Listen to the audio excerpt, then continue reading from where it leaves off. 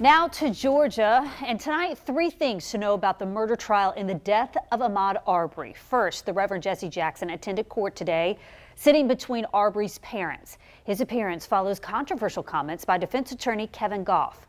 Goff also made a motion for a mistrial. The judge denied his request, and pastors from all over are supporting Arbery's family in response. Tomorrow, black pastors from Brunswick will be holding a press conference. Thursday, more religious leaders are expected to join. And several employees with the Georgia Bureau of Investigation testified today. Jurors paid close attention as a witness from the GBI showed the shotgun used to kill Ahmaud Arbery. The Reverend Jesse Jackson put his arms around Arbery's parents as that shotgun was shown. Marcus Arbery Sr. ultimately leaving the courtroom as the witness described the gun. Finally got a chance to see the actual shotgun that killed my son. I often imagine how the firearm looked, and I finally was able to see the actual weapon. So that was kind of hard to process, but I'm glad I was granted the opportunity to get a chance to see it.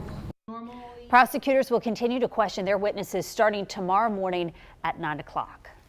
Some big headlines on day 7 of the trial of the 3 men accused of murdering Ahmaud Arbery. And like last week, some of the biggest news coming not from testimony, but from a defense lawyer who again took issue with the presence of black pastors in the courtroom. Attorney Kevin Goff saying today that black pastors should be restricted from court like spectators in a mob trial. First Coast News legal analyst, attorney LaFonda Middleton is joining us now. And LaFonda, we heard Roddy Bryan's attorney, Kevin Goff, apologize for his comments Friday after he said he didn't want any more black pastors in the courtroom because he thought it could sway the jury. Today, Goff asked the judge to have the sheriff track and record who's coming into the courtroom. Your reaction to that move and the judge denying the request? I think that request is ridiculous, absurd, ludicrous, or in the words of Attorney Sheffield, straight asinine. I don't even understand how he could even make such a motion, not once, but twice. Our courtrooms are an open forum. They are open to the public as long as there's no disruption or anything going on in the gallery. They are open to the public. Attorney Goff and no one else can limit the number of people that come in the courtroom, and they can't dictate what person comes in the courtroom.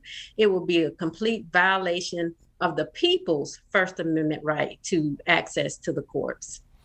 And LaFonda, Goff has made a number of motions that don't seem to fall into the rules of law. How is this perceived by the jury and the judge's reaction? So most of Goff's motions are done outside of the presence of the jury.